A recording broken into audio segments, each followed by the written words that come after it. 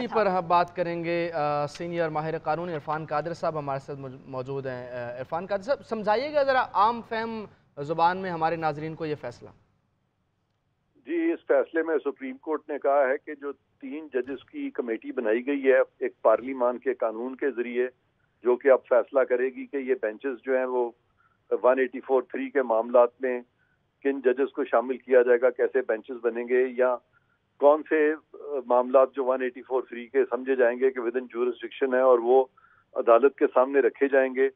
وہ قانون جو ہے اس کو انہوں نے صحیح قرار دیا ہے۔ انہوں نے کہا کہ وہ کسی طرح کی بھی مداخلت نہیں ہے سپریم کورٹ میں، اور وہ کسی طرح سے بھی قانون غیر آئینی نہیں ہے، تو اس کو آئینی ڈکلیئر کیا انہوں نے۔ اور اس کے علاوہ اس قانون کے تحت جو اپیل پرووائڈ کی گئی ہے ان لوگوں کو جن کے خلاف 184(3) میں فیصلے آئیں گے آئندہ، اور جو اس سے افیکٹ ہوں گے یا امپیکٹ ہوں گے، تو ان کو ایک اپیل دے دی گئی ہے۔ یہ بھی ایک بڑی اچھی چیز ہے۔ اور اس کے علاوہ 3-4 اور اس کی شکیں تھیں، جس میں کہ وکیل بھی آپ اپنی چوائس کا رکھ سکتے ہیں۔ اور ایک آخری چیز تھی وہ کہ یہ بیچ میں ذرا ڈسٹربنس ہے جی سر۔ تو یہ معاملہ تھا کہ اگر کوئی معاملات آتے ہیں جن میں ارجنسی ہے تو وہ بھی سپریم کورٹ ایک مدت کے اندر لگائے گی، یہ نہیں کہ انڈیفینیٹلی لوگ انتظار کرتے رہیں۔ تو یہ ساری چیزیں جو ہیں یہ دادرسی کی طرف تھیں، لوگوں کو ایک اچھی دادرسی ملی ہے، ایک ٹرانسپیرنسی جو ہے وہ انشور ہوئی ہے، اور وہ جو ایک فرد واحد جو سپریم کورٹ کو پچھلے چند 10-12 سالوں میں جو کنٹرول کرتے رہے ہیں، اس چیز کو ونس فار آل ختم کیا گیا ہے، جو کہ بہت اچھی بات ہے، بیکاز یہ بڑا مسلمہ اصول ہے قانون کا کہ too much power in one hand, تو وہ دیٹ از ناٹ گڈ۔ اور پاور اگر ڈیوائڈ ہو جائے، اس کو بانٹ لیا جائے تو ہم پاور کو سیکیور کرتے ہیں، ورنہ پھر انبرائڈلڈ پاور جو ہے وہ اس میں ڈکٹیٹرشپ جو ہے وہ جنم لیتی ہے۔ تو اس چیز کو ختم کیا گیا ہے۔ جوڈیشل ڈکٹیٹرشپ جو چیف جسٹس کی تھی اور جو misuse of authority chief justice نے چند چیف جسٹس نے ماضی میں کی ہے، اس کو ونس فار آل ختم کر دیا گیا۔ ٹھیک ہے سر، 184/3 کے جتنے مقدمات اب سپریم کورٹ میں زیر سماعت ہیں، کیا ان پر اب نیا بینچ بنے گا اور سماعت نئے سرے سے شروع ہوگی؟ نہیں، ان میں جو بینچز جو آلریڈی بنے ہیں اس قانون کی خلاف ورزی میں، اب وہ کیسز جب آئیں گے تو اوبویسلی ان میں وہ بینچز تو انلیگل میں سمجھتا ہوں ہو گئے ہیں اس فیصلے کے بعد، لیکن ابھی تفصیل آئی نہیں ہے، انہوں نے شارٹ آرڈر سے ڈسپوز آف کیا۔ اس پہ بھی ابھی میرا خیال ہے وہ لکھیں گے کہ اس پہ وہ جو فیصلے ہو چکے ہیں اور جو کہ اس قانون کو جس کو اپ ہولڈ کیا ہے، اس کی وائلیشن میں جو فیصلے ہوئے ہیں، جو غلط اس کی سسپینشن ہوئی تھی، وہ فیصلے بھی میرے نزدیک تو کالعدم ہونے چاہیے وہ بھی۔ عرفان قادر صاحب، نیب قانون سپریم کورٹ نے اسی دوران کالعدم قرار دیا تھا، کیا اب نیب قانون پر اپیل کا حق ہوگا یا نظر ثانی دائر ہوگی؟ نیب قانون میں میرا خیال ہے نظر ثانی دائر ہوگی، کیونکہ وہ جو بینچ بنا تھا وہ اس قانون کے آنے سے پہلے بنا تھا، لیکن تھا وہ ہم خیال بینچ۔ ٹھیک ہے عرفان قادر صاحب، اس قانون کے بعد اب 184/3 کے تحت سپریم کورٹ نے جو کیس سنے ہیں ان کی اپیلوں کا اب کیا سٹیٹس ہوگا؟ نہیں، وہ جو سپریم کورٹ نے جو ڈیسائیڈ کر دی ہیں ان پہ تو ریویو ہی ہوں گے نا، وہاں اپیلیں شاید نہیں ہوں گی، لیکن اب جو آنے والے دنوں میں جو ڈیسیژنز ہوں گے 184(3) میں، وہ سارے کے سارے اپیلیبل ہوں گے اب۔ سر، سیاسی امپلیمنٹیشنز کیا ہوں گی، خاص طور پہ نواز شریف صاحب کے کیس کی، جہانگیر ترین صاحب کے کیس کی؟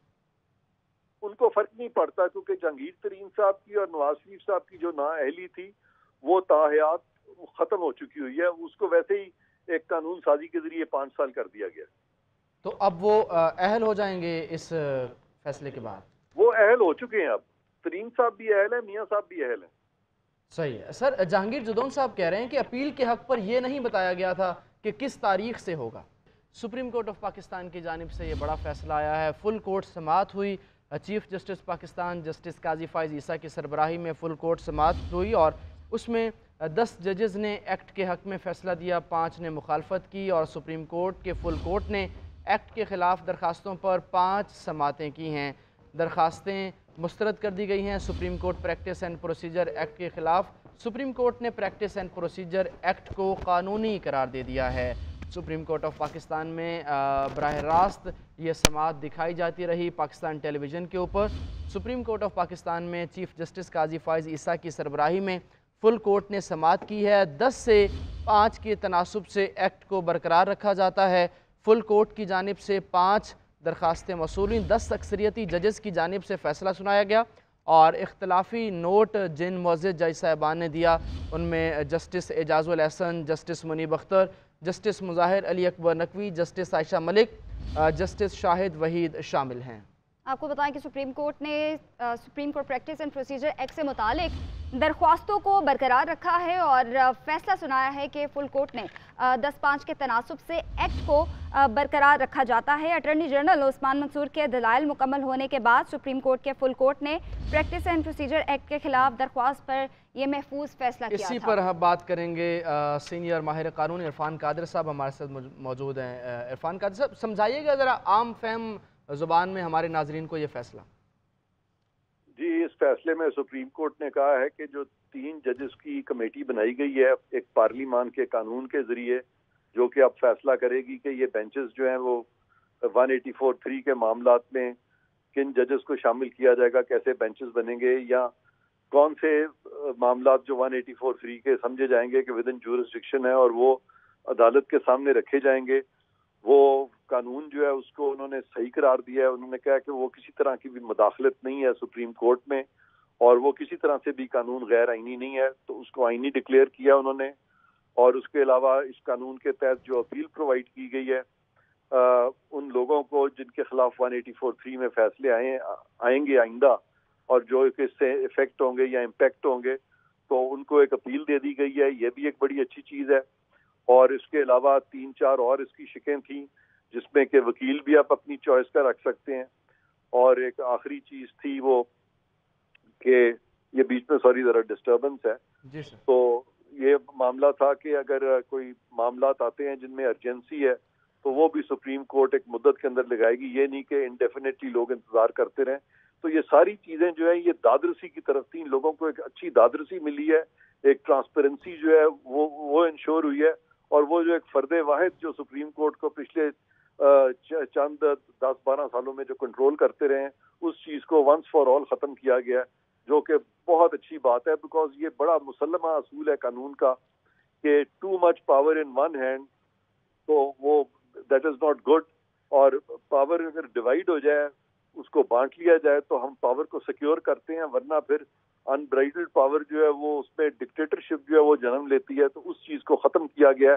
جوڈیشل ڈکٹیٹرشپ جو چیف جسٹس کی تھی اور جو misuse of authority chief justice نے چند چیف جسٹس نے ماضی میں کی ہے اس کو ونس فار آل ختم کر دیا گیا. ٹھیک ہے سر. 184/3 کے جتنے مقدمات اب سپریم کورٹ میں زیر سماعت ہیں، کیا ان پر اب نیا بینچ بنے گا اور سماعت نئے سرے سے شروع ہوگی؟ نہیں، ان میں جو بینچز جو آلریڈی بنے ہیں اس قانون کی خلاف ورزی میں، اب وہ کیسز جب آئیں گے تو اوبویسلی ان میں وہ بینچز تو انلیگل میں سمجھتا ہوں ہو گئے ہیں اس فیصلے کے بعد. لیکن ابھی تفصیل آئی نہیں ہے، انہوں نے شارٹ آرڈر سے ڈسپوز آف کیا.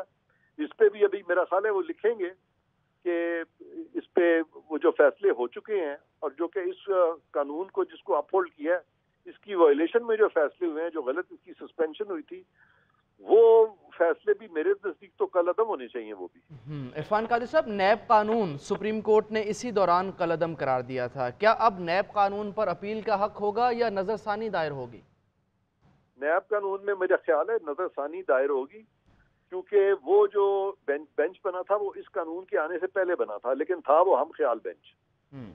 ٹھیک ہے عرفان قادر صاحب، اس قانون کے بعد اب 184/3 کے تحت سپریم کورٹ نے جو کیس سنے ہیں ان کی اپیلوں کا اب کیا سٹیٹس ہوگا؟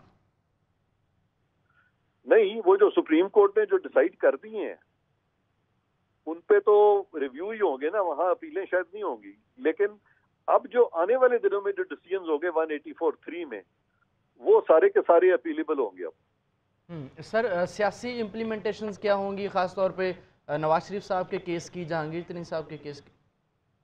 ان کو فرق نہیں پڑتا، کیونکہ جہانگیر ترین صاحب کی اور نواز شریف صاحب کی جو نااہلی تھی وہ تاحیات ختم ہو چکی ہوئی ہے. اس کو ویسے ہی ایک قانون سازی کے ذریعے 5 سال کر دیا گیا. تو اب وہ اہل ہو جائیں گے اس فیصلے کے بعد؟ وہ اہل ہو چکے ہیں. اب ترین صاحب بھی اہل ہیں، میاں صاحب بھی اہل ہیں. صحیح ہے. سر جہانگیر جدون صاحب کہہ رہے ہیں کہ اپیل کے حق پر یہ نہیں بتایا گیا تھا کہ کس تاریخ سے ہوگا.